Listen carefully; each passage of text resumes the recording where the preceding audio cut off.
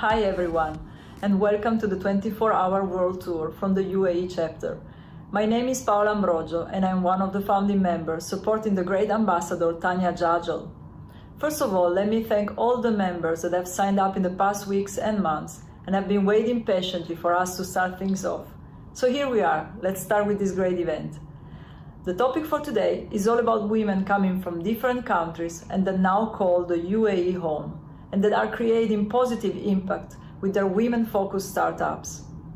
You will listen to a great panel with Nadia Menel, the Director of Investor Relations at Vitality, Sophie Smith, the co-founder and CEO at Nafta Health, and Anisha Oberoy, founder and CEO at Secret Skin, moderated by our very own Women in Tech founder, Ayumi.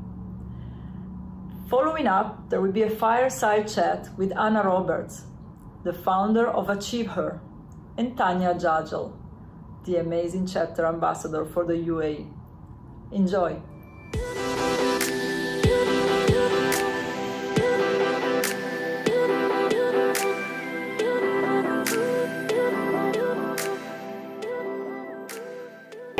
Well, welcome everyone to the 24-hour World Tour. I'm here today with Anna Roberts. Quick introduction about Anna. Anna is the founder of Achieve Her, which is a premium digital coaching and mentoring space for high-performing women, launching in June 2021. A performance and communication coach and award-winning TV and radio show host, Anna helps professionals overcome fear and build confidence by empowering them with strategic communication tools. Anna has worked with the IE University, the Prime Minister's Office, with Facebook, Shalhoub Group, UN Women, the Cherie Blair Foundation, 100 Women in Finance, and the Global Women in Leadership Forum. Anna is the winner of the 25th edition of the CMO Asia and World Brand Congress GCC's 50 Women Leader Awards in 2016, and an Ultimate Entrepreneur finalist in the 2016 Cosmopolitan Cosmo Awards. Anna, thank you so much for joining us today. It's a real pleasure to have you on our platform. I think I'd like to start out by asking you to really just tell us a little bit about yourself. What brings you to the Middle East, and how did you get started in the industry? In other words, what's your story? Right. Well, to start with my story here in the Middle East, I'm a New Zealander by birth, but I actually moved to the UAE when I was 7 in the 90s. So the UAE is very much my home. My husband is Emirati. My children are Emirati. I'm still a very proud Kiwi myself, but I'm very proud that I have 2 homes in the world. And I didn't expect to stay here as long as I did. I finished up all of my education. I went back to New Zealand and I asked my dad, what should I study at university? And at his suggestion, he said communication studies. And I honestly didn't have any idea of what he actually meant, but he said, you'd be really good at it. And so I said, okay. And I kind of popped along and just kind of plodded through university, really not paying attention, not really understanding what my skills were, what my interests were. I just kind of went along with it. I managed to time my graduation from university perfectly with the global financial crisis. So there were 0 jobs waiting for me when I had done all of the hard work. And so I actually spent the next 2 years working on private super yachts around the world, what I call a glorified toilet cleaner for billionaires, and really seeing that side of the world and also how the other half live from the inside of a boat. So that was an experience in itself. And I ended up returning permanently to Dubai. I connected with some old radio friends from back in New Zealand who said that there was an opportunity back in Dubai. And I thought, why not? I know the city. So I came back here and I ended up getting a job in radio and got back into the industry that way. And it was really there that I was able to see my strengths and my skill set of communication, I guess a strategy, of being able to understand what the communication process really was, because the key moment for me was seeing all of these incredible entrepreneurs around kind of 2012, 2013, who had really taken that dip of the global financial crisis, had used their either layoffs or redundancy to really pursue their passions and to go after what they wanted to do. And they would talk, from such great experience about their products or their services that they had created and the investment that they had received and, what they were doing and the impact that they were making on the world to me in the green room behind the scenes. But when it came time to put them in front of a microphone or a camera, they froze completely. And I thought, hang on, what's going on here? I was just talking to them 2 minutes ago. They were totally fine. And I realized that it was this skills gap, because we don't learn communication unless you go to university and learn about it. And I think that we all kind of can walk and we all can run, but we're not necessarily going to enter the Olympics or be marathon runners unless we dedicate our time and put in, the hard yards in order to train ourselves. And that's really what communication is. I had the skill that I had mastered through the work that I had done. And it was really just that learning gap that people needed to move from in order to get their message across to an audience, to investors, to their employees. And so in 2015, I took that skill set. I took this dream of going out on my own, of being in control of my hours, of my earning potential, freedom to work from wherever I wanted to. And I established my own business. So that's coming up 6 years ago on the 3rd of September is kind of my official start date. Yeah. And it's been quite a journey since then, really. Yeah. How incredible. I completely agree. I'm quite critical of the traditional education system because in some ways it doesn't teach us these critical survival and skills or skills to thrive, right? Not just survive. So I'm completely with that. Tell me a little bit more about this the business that you're launching. I'd be really keen to hear. I can hear your inspiration, where it's coming from, but what's it going to look like, right? What do you hope to gain out of the coaching platform that you're going to launch? Yeah, so in the last 6 years, it's been a really interesting time to be a female in business. When I started off, in the early years, six years ago, which doesn't seem like that amount of time, there's been an incredible amount in terms of the conversation that we've had of women in the workforce and what that really means to define our lives and our careers, if that's what we really want. And I think particularly here in the region, we've had growth in terms of, boards that need to have a certain percentage of female representation. We've had changes to maternity laws, but also with that, we've had this vast disruption that technology and international services have come into the region. So we're talking about access to things like payment gateways, for example. We're talking about access to training around coding, around e-commerce platforms, around how we sell and market ourselves. The term personal brand didn't really exist 6 years ago. People weren't really using LinkedIn or even Instagram. And so this has vastly changed in that time. And also I've changed in terms of what I know, what I knew 6 years ago about business and about how people want to take on this communication knowledge has changed drastically. I actually started setting up my coaching practice to be online in 2016. I ran into a lot of difficulties because I wasn't able to access international payment gateways with ease, and therefore I wasn't able to link up a lot of my coaching tools and online platforms with those payment gateways. So that was a struggle in itself, and I also couldn't find a lot of web developers that really understood what I wanted to do. I lost a tremendous amount of money by going with the wrong people, and that's a learning curve that I will always remember. But I also learned that people pre-COVID weren't ready to learn online here. It was a very small niche offering that I had, and I struggled with that. I'm not shy to say, for quite a long time. Post-COVID now, as we move out of the global pandemic and move into, what a lot of people call the new normal, people here in the region are more flexible to learn online, to have blended learning, to tune into webinars, and to have a coach that they talk to face-to-face like this. So I'm very lucky that I've been able to have the patience in order to grow my business. And in that time, I've had 2 kids as well. I've had to adapt and learn. I've done some consultancy. So I've been very lucky in my business and how flexible I've been and where my skill set has led me to. But post-COVID now, Achiever and the launch that we have coming up in the next month or so is really the embodiment of the last 6 years of bringing together all of these different software platforms, learning platforms, what I've learned, and putting that in one place so that women can access this type of soft skill information and really put it into action so it becomes a hard, tangible skill with outcomes that they want to achieve in their personal or professional lives. Yeah, absolutely. I think that's so incredible because I completely agree. You know, I always say for the startup and entrepreneur space here in the Middle East, it can be quite challenging really to set up a company, you know, or it used to be much more challenging because I grew up here in Dubai as well.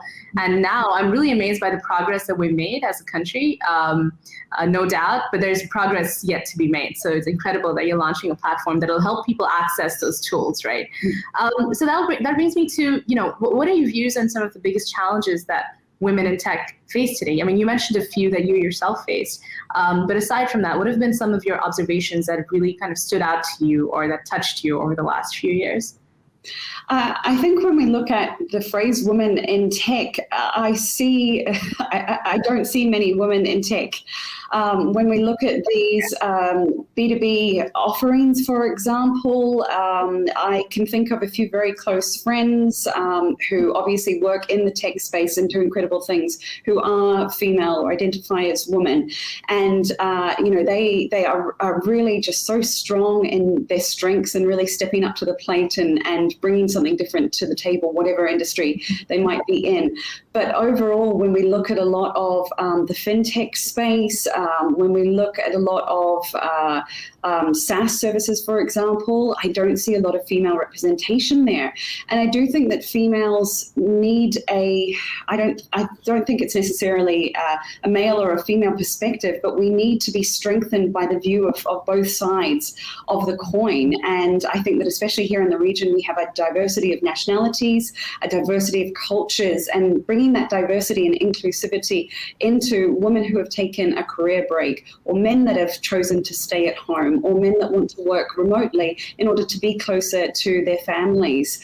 I think that these types of conversations need to happen, and we need to understand that tech is mainly, especially here in the UAE, dominated by men, and that we need to open up the conversation to different opportunities and how that can be strengthened and how it can elevate their position even further and not weaken it or not exclude them from the conversation.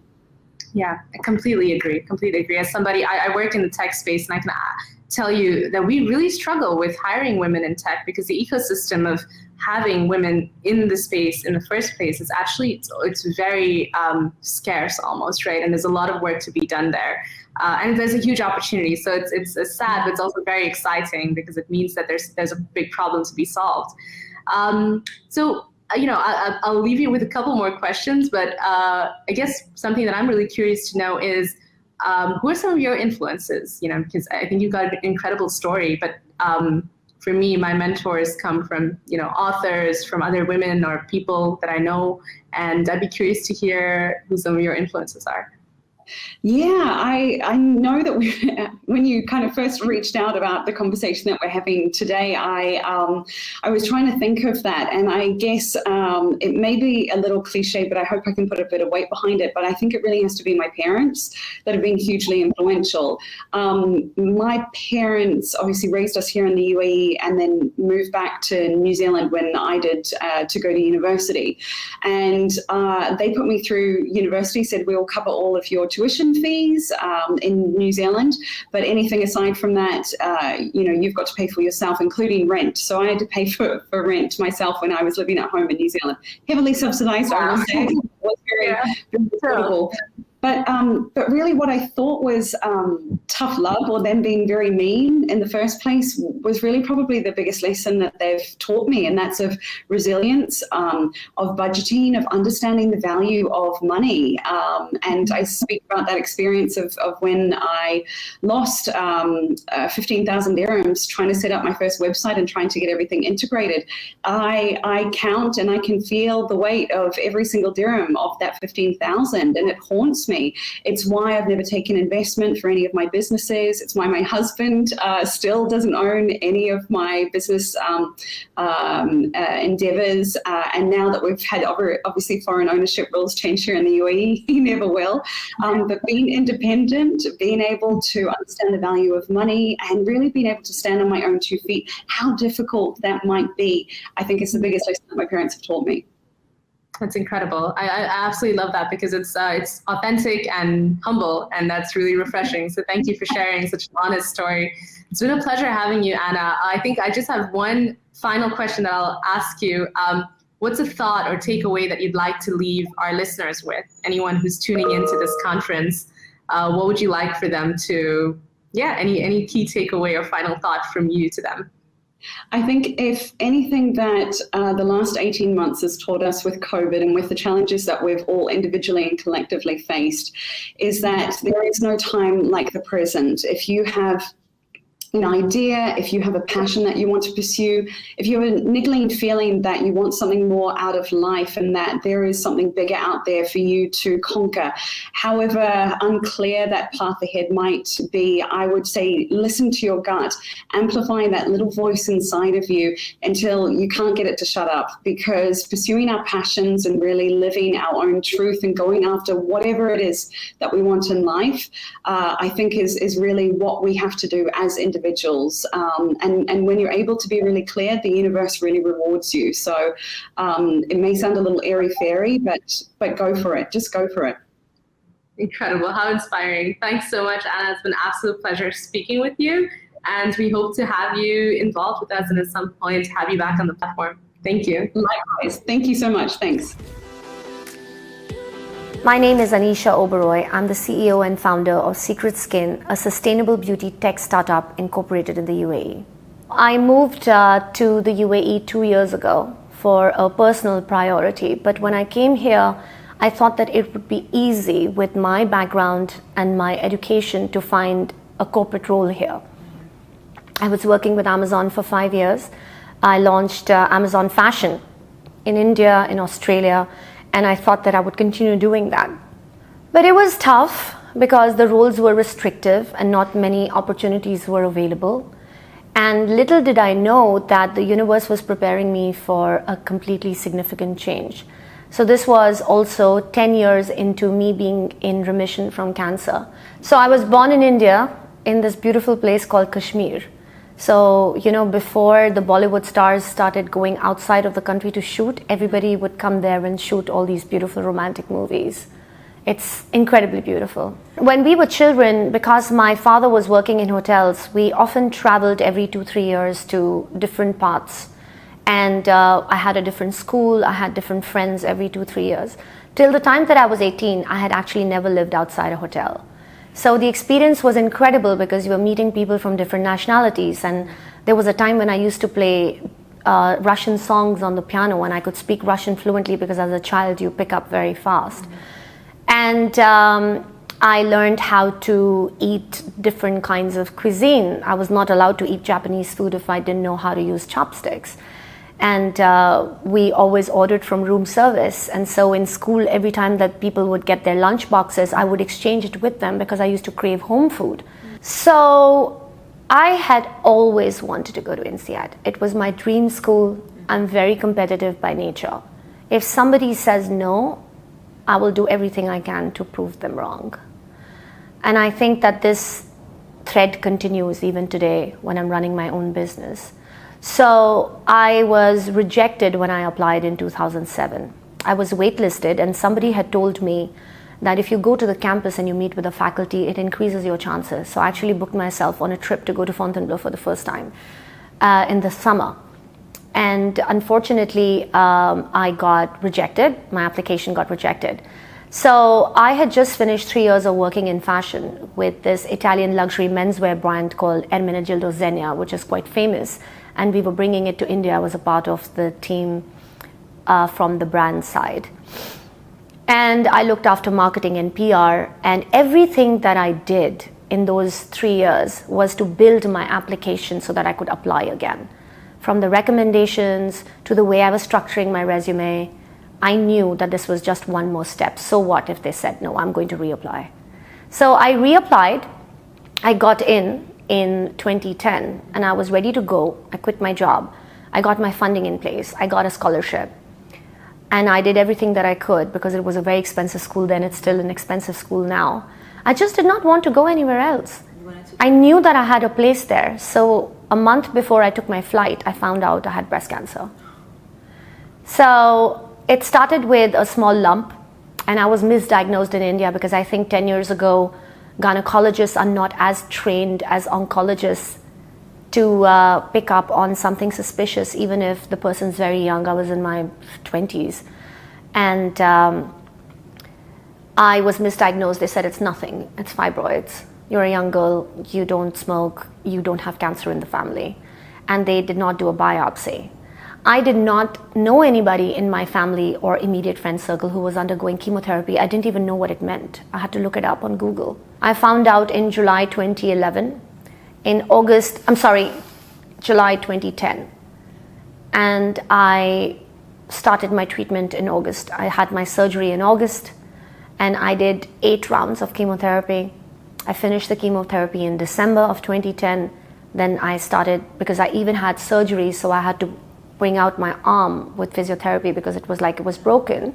And I went through lots of ups and downs, but I knew that that seat was waiting for me. And the only one thing that kept me going is that I refused to die, and I knew that I was going to go to INSEAD. And so I did many cycles of radiotherapy. By now, this was June, and September I was on campus. Health is all good. I have to get very frequent checkups.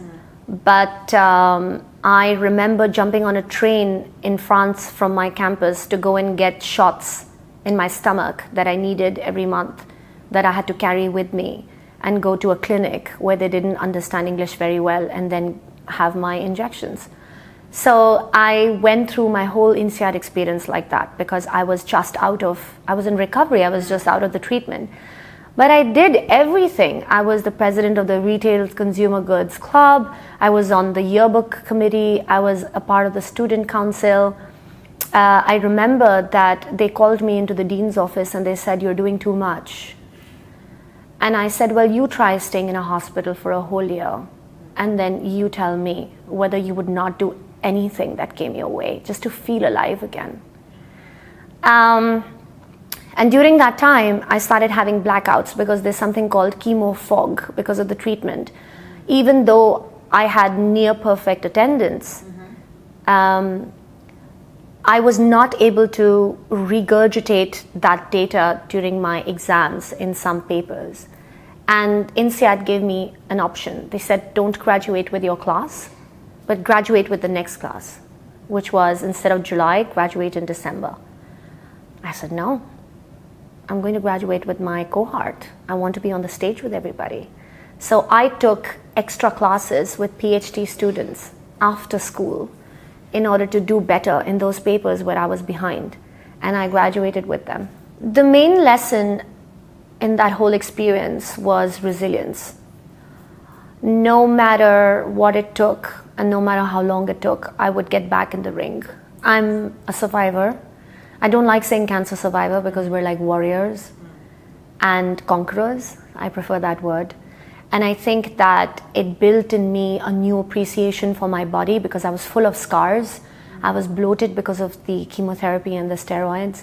And I used to have really long hair because I'm Sikh, where the long hair and fair skin in an Indian woman is considered very appealing. And it's the high standards of beauty. And all of that was smashed because I had to relearn everything again. I was broken. I truly believe that you have to go through an experience that completely decimates you in order to build yourself back up in the shape that you're meant to be. So as a part of the INSEAD program during the MBA, I had an opportunity to go to Singapore. And I had never been to Singapore before, so I moved to Singapore and continued my MBA there with the rest of my class. And strangely enough, I got this opportunity to move back to India. And it happened purely by chance.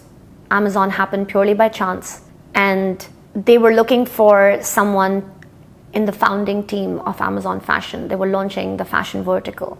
So the creative director, who was a part of the leadership team that hired me, he is also a fashion designer in his own right. And in fact, he's an advisor on the board of Secret Skin now. So when I was thinking about what to do next, I knew that it had to have a component of giving back to the community. It had to have purpose. It had to have strength.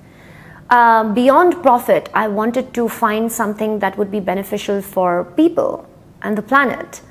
And I said, what am I great at? I write about travel, I write about food, I understand fashion and beauty because I have the Amazon bootcamp experience of launching an e-commerce platform in different markets. And what can I do that has a sustainability angle? Now, because of my experience 10 years ago when I was undergoing my treatment, I was very depressed because I couldn't find any natural products that didn't have synthetic toxins that would affect my fertility or disrupt my hormones. And the word sustainability 10 years ago didn't even exist. And it was very cost prohibitive and labor intensive to order any products from another part of the world. So in the last 10 years, I worked on making my entire routine clean, from the deodorants we were using to the shampoos, the conditioners, all the products that you put on your body. I slowly started making everything clean.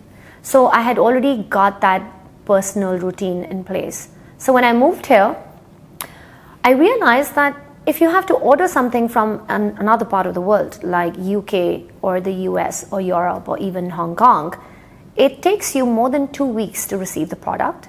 You're paying between 55 and 85% over in shipping and custom duties to bring it in to your doorstep. I said, this doesn't make any sense. So I said, why don't I create something which is a collection of all my favorite brands, all my favorite things that is available to the UAE customer the same day with free shipping fulfilled locally and local customer care. That was the genesis of Secret Skin. So we launched 5 months ago, and I incorporated the company in February last year. So it's been a year since Secret Skin was founded.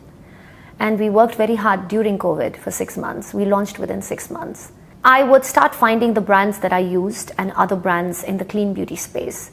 And I would meet their founders on Zoom because we were in COVID period, we were in lockdown. And I think that a lot of beauty brands want to come to the Middle East because of its potential and the market size, and also that cosmetics are sold here at a higher price point than any other part of the world, beauty and personal care. So I gave them an opportunity to enter the market through us. So it became like a retail partner where we would take care of shipping, we would take care of registration, we would take care of trade licensing, we would take care of everything. All you had to do is agree to come in with us as an exclusive. So the first brand came on board. Because of the first brand, the second and third brand came on board, and we launched with 6 brands, and today we are 14. So one thing is important to note, that clean beauty as a concept is very new to this region. Sustainable beauty is not something that is very often heard of. There are a few players here, but it's very fragmented. So this was a unique opportunity for us because we saw a market gap. We launched in October, and we received a lot of very generous press coverage. We were on Dubai Eye with Helen Farmer. We were on the Goodness podcast. Recently, we opened Abu Dhabi Beauty Week with a new to the region pop-up. We were on CNN. It's been an incredible journey. We're in fundraising mode at the moment, and we've been in operations for 20 weeks now. I think that I'll tell you why we have good PR. You know, when you do something for the world without thinking about monetary gain, there is a divine guidance and grace that accompanies it. You cannot fail. People love the story. People are inspired to help you. People want to see more of this love and hope in the world. I think my immediate dream is to find the right investor who believes in Secret Skin, believes in the promise, believes in our mission to raise the awareness of women's health in this region through the narrative of clean beauty. I think that as a woman, we face challenges in finding the right kind of investments because very few of us get invested in. But it would be wonderful for this to change. I know it's changing, but it's not changing fast enough. If there was one word to describe me, even though it's really hard to describe me in one word, it would be spirited. I would like to be living in Singapore.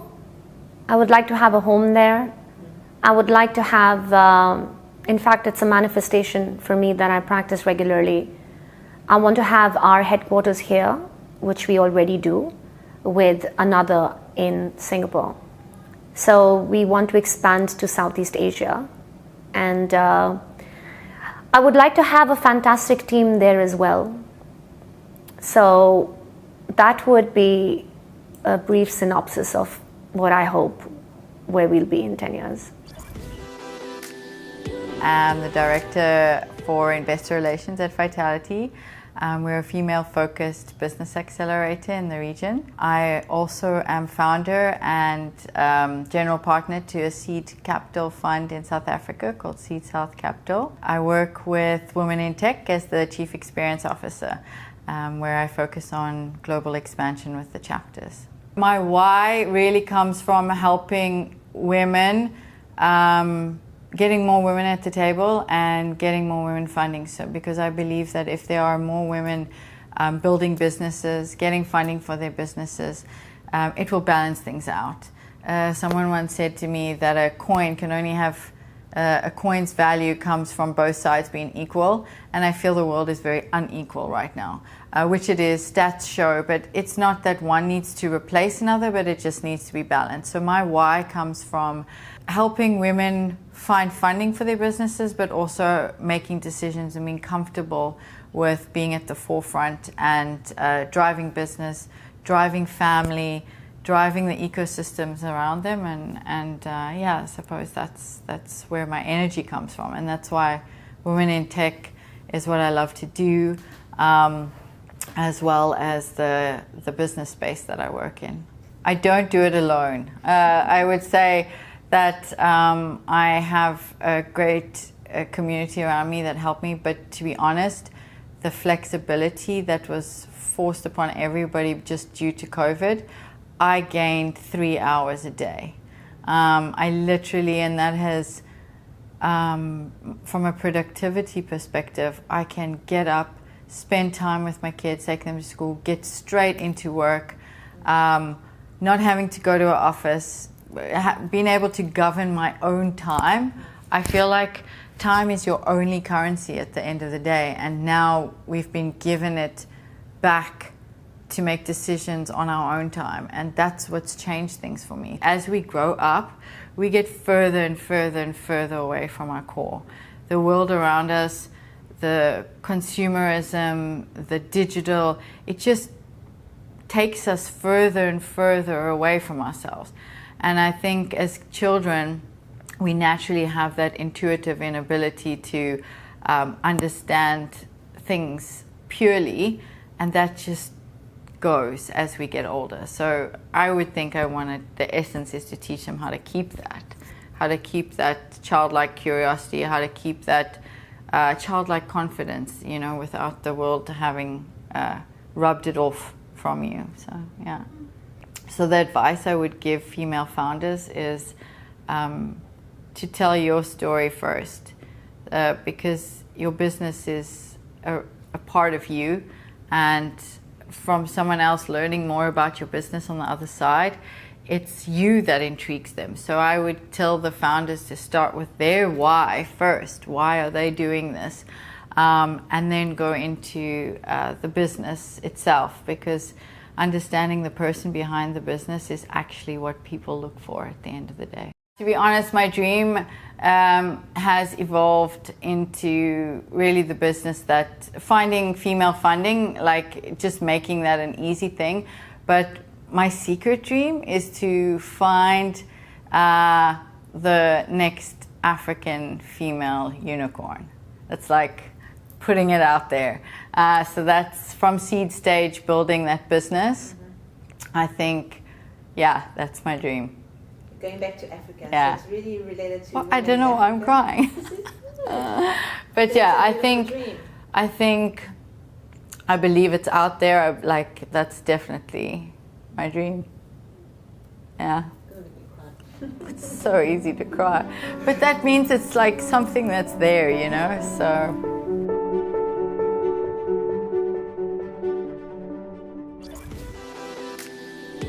I'm the co-founder and CEO of Nafta Health.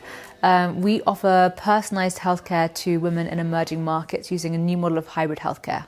The idea is that we combine the best of digital and traditional healthcare to empower women to identify and manage underlying health conditions themselves. I don't have a medical background. I actually read history at Cambridge, then worked as a technology consultant for Accenture for 4 years. I left in 2014 to found my first company, which was a receipt organising company, weirdly. I had 4 companies before Nafta, including a doctor finding appointment booking company in Pakistan and a plastic recycling company in Sierra Leone. I think I've always been interested in emerging markets and in impact. When we were in Sierra Leone, it became apparent very quickly that I'd gone looking for a tech project and the needs were just much more basic. So there was a lot of rubbish everywhere and there weren't enough roads. Sierra Leone needs 5,000 kilometres of roads to unlock 80% of its agricultural potential.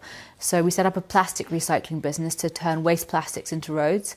I set it up with a Sierra Leonean, a guy called Morris Mara, and we took a lease on a dilapidated warehouse in the largest rubbish dump in Freetown. And yeah, spent 3 years renovating it, turning it into our recycling headquarters, and it's now doing really well. I think I was probably very bossy when I was a child.